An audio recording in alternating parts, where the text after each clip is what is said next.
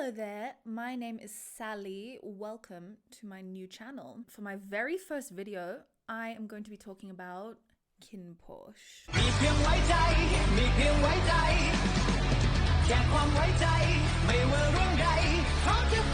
Kinnporsche for me has been such a good experience. The first 7 episodes have just been incredible. I've watched them multiple times now. The reason I wanted to make this video is so that I could start reacting to the show, but I can't put on for the camera like faking reacting to episode 1 to 7. And so I'm gonna react to episode 8 starting this weekend.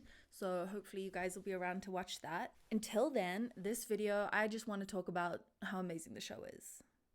Essentially, I think we can all agree that this is one of the best Thai BLs that we've seen.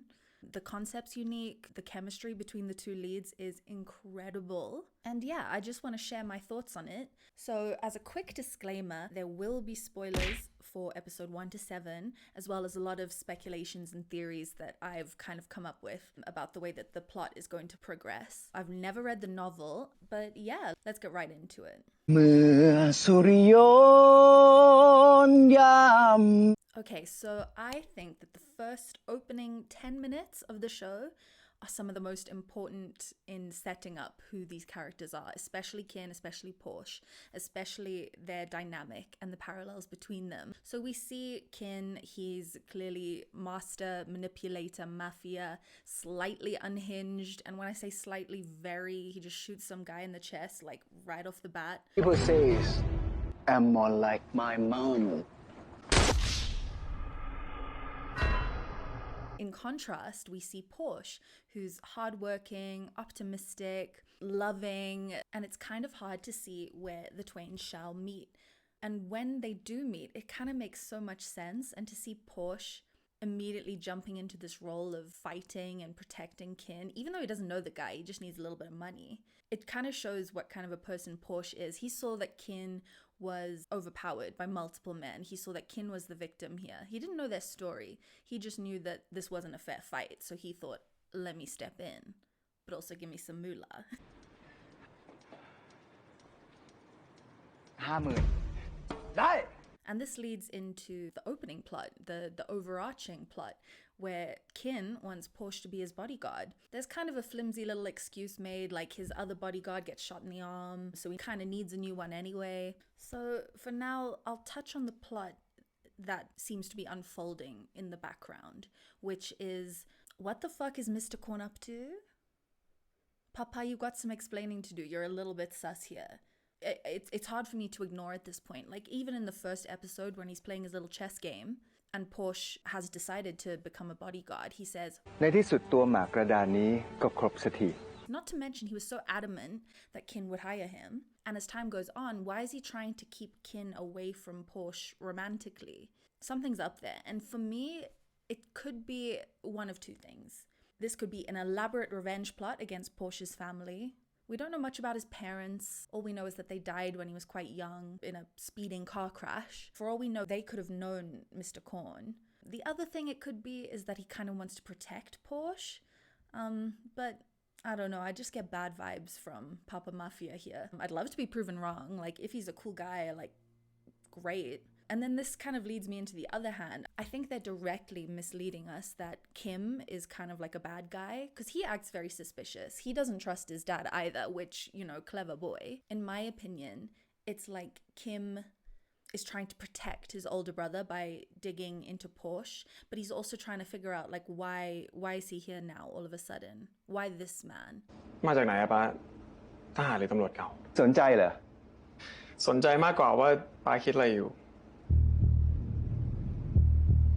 And Kim's not a bad guy. He's just a little bit sus. And his board thing? What's going on there? The one thing I really don't like about Kim is that he's kind of using Che, and that is the sweetest boy ever. I will set myself on fire if something happens to him. I'm dead serious. That is the sweetest boy ever. Anyway, they're gonna have their little romance, and I'm okay with that. I mean, the age difference, I'll let it slide for now. I'm gonna say 18, and we'll leave it at that, right? Moving on to the older brother in the major family, Thankhun, he's just a complete mystery in his own right, isn't he? His childhood kidnapping feels kind of like a throwaway plot point at this point in the story. It's only been mentioned a few times. I think it's going to be brought back in quite a big way. In episode 6, Kin did actually question. He said something along the lines of, บางทีกูคิดนะเว้ยว่าไอ้คุณมันแกล้งเพลียนไม่ต้องรับช่วงต่อตระกูล and to me that makes so much sense. This character, this persona that Thankhun has, it's so over the top. It's like excessively crazy. And it's such a stark contrast to the rest of the characters in the series that it makes me feel like it's a persona that he uses to protect himself. I've no doubt that he has trauma. We saw this, in the way that he doesn't want to leave the house. He just wants to stay in, watch series, which, relate. มีอะไรน่าสนใจทำเยอะเลยนะครับ ข้างนอกอะไรล่ะ กูอ่ะไม่ไปไหนทั้งนั้นถ้าไม่จำเป็น แต่ถ้าคุณหนูลองไปกับผมอ่ะคุณหนูจะว้าวซ่า And when Porsche was able to bring him out of the house, that felt like a healing moment, at least from my perspective. And I think Kin saw that too. He was very impressed that Porsche was able to get him out of the house, which I think is one of the reasons that Kin began falling for Porsche in the first place. I'll get into their relationship at the end of this video, don't worry. So yeah, this is the beginning of Thankhun's emergence from this trauma that he's been bottled into, from this kidnapping, which, by the way, we still don't have any details of. So who did who? Who what? Is it Porsche's family involved? Is it Mr. Korn involved? Is it the Minor family involved? We shall see. Anyway, speaking of the Minor family, Vegas. Oh, Vegas. What are we doing here, buddy? Apparently, this man is going to get into a relationship with my sunshine baby Pete, and I don't know. I'm intrigued to see how that works out. They've not had too many moments together, as far as I'm aware. They've had a few looks, and they had that little interaction in the hallway. looking for something But nothing obvious that they're gonna get together, unless Pete's a little freak, which, hit me up if you're a little freak. But Vegas, to get back to him, weirdo. What a weirdo. Obviously, he's the one who drugged Porsche, unless they're really trying to spin that around on me and try and flip it to be someone else. But I'm 99% sure that was him leaning over Porsche. And I just don't get why he did it. I get the whole premise of him wanting everything that Kin has, but it's the fact that earlier his dad literally told him to start looking into Porsche. แกคอยจับตามองบอดี้การ์ดคนใหม่ที่ชื่อพอชแล้วมารายงานฉัน So what is Mr. Korn doing that is making Mr. Gunn so suspicious? You saw him dramatically looking at the Bangkok skyline. That wasn't for no reason. Okay, now let's get into my favorite part of the whole series. And I think everyone else's favorite part. It is, of course, kinnporsche. That's who we're here for. Their relationship, what they do for each other, their love for each other, their toxic interactions, because they be toxic. Kin especially, don't get me wrong. I would like to get one thing out of the way first. They're so fucking hot. Money don't jiggle jiggle, it folds. I like to see you wiggle wiggle, for sure. Make me wanna dribble dribble. Riding in my Fiat, you really have to see it. 6 feet.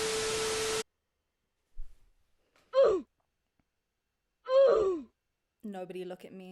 I need to stand up. I'm down bad. For Porsche, when Kin's in those suits, don't get me started.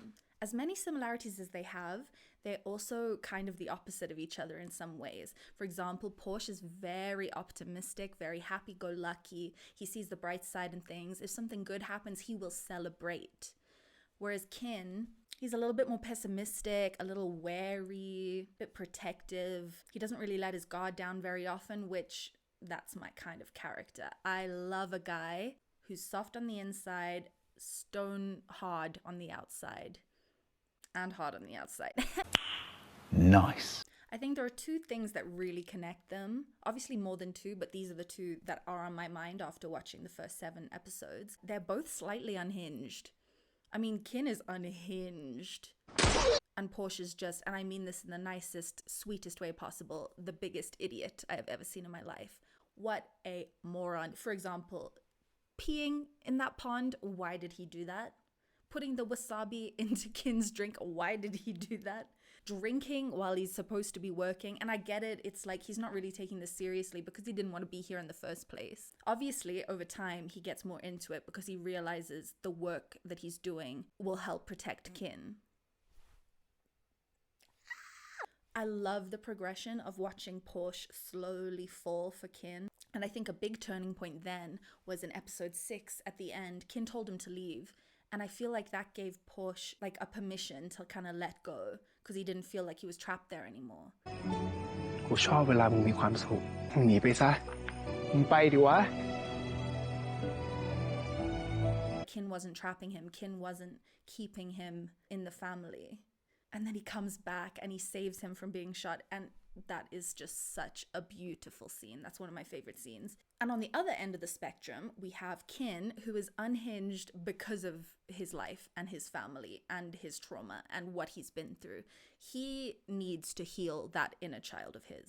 That inner child needs some love. And it got a little bit of love in episode 6 when he was learning about how to fish. เฮ้ยเฮียมันว่ะเย้ยเอาอีกแล้วเหรอวะเอาอีก You could see his eyes light up. You could see that childlike demeanor coming through. And I think Porsche has really helped pull that out of him. So Kin grew up too fast, essentially. And he went through some shit with his ex, who we've now learned about.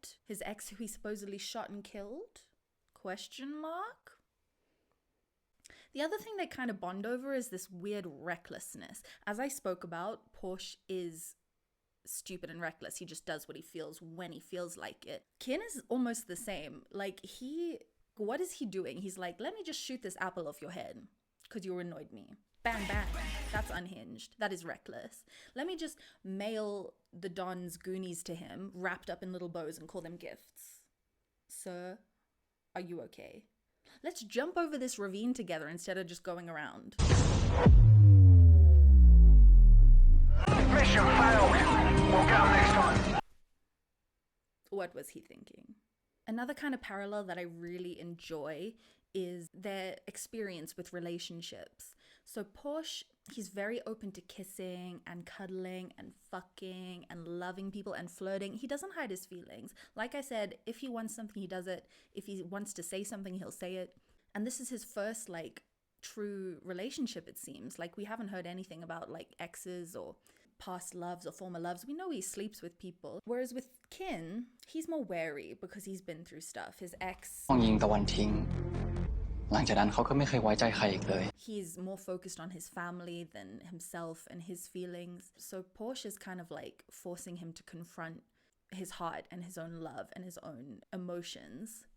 ถ้ากูไม่แคร์มึงกูจะมานั่งตรงนี้เหรอวะ And with this dichotomy between them, it kind of comes with like Porsche being really playful and really enjoying when Kin is being jealous. You see that a lot in episode 7 because this is his first time like feeling wanted and like feeling this passion that Kin has for him. He likes to flirt, he likes to be sarcastic, and it's really sweet. Whereas Kin is so wary that he will lash out if he thinks something is being taken from him or if he thinks he's being betrayed. He just wants loyalty through and through. And Porsche is loyal, but Kin is just so worried that it'll turn out like his ex, which is why it brings me to the final scene of episode 7, which again, one of the best scenes. And I know it's a sex scene, the hand jobs, wow. But aside from that, it was them having to communicate with no words after they had like a really horrible argument.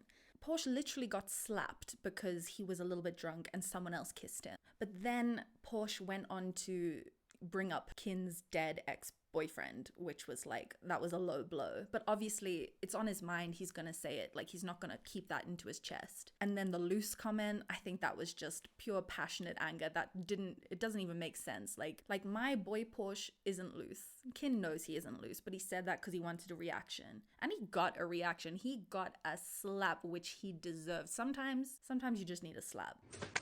When you're being toxic like that, Kin, slap him some more. And then after that, it was the apology that was so And this is the thing, when Kin does something toxic, which he's done, don't get me started on their first time together. At the end of the day, it's Porsche's decision to forgive him and to decide what was wrong and what was right, especially in situations like in episode 4 where the consent was dubious at best. Porsche forgave him even before his official apology, and he said so himself. And then just like at the end of episode 7, Porsche forgave him by turning around, letting him in, kissing him, smiling together. Because I think Porsche understands him. I think Porsche sees where Kin is coming from and what his issues are. And he doesn't deserve to be on the brunt end of it. And I don't think he'll let himself be on the receiving end of it, because he is a strong guy. He's not a damsel in distress. Obviously, I want to protect him. I want to slap Kin myself for doing some of the things he did.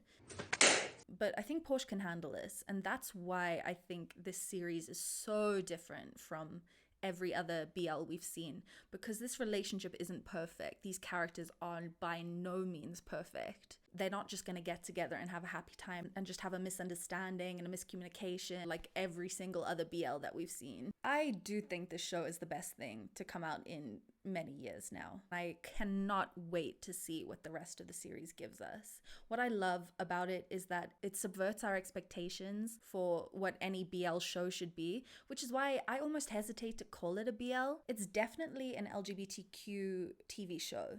It's not a boys' love, because these are men. Money don't jiggle jiggle, it folds. I like to see you wiggle wiggle. I mean, sure, the show has some of our favorite tropes. It has hurt and comfort.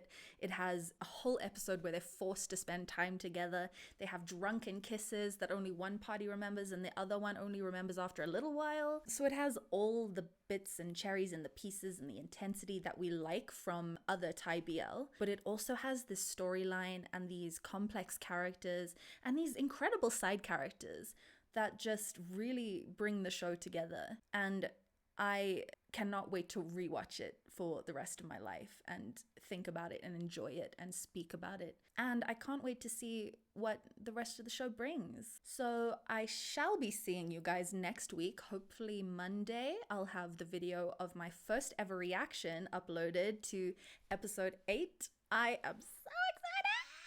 เมื่อสุริยนต์ยาม Oh, and one more thing.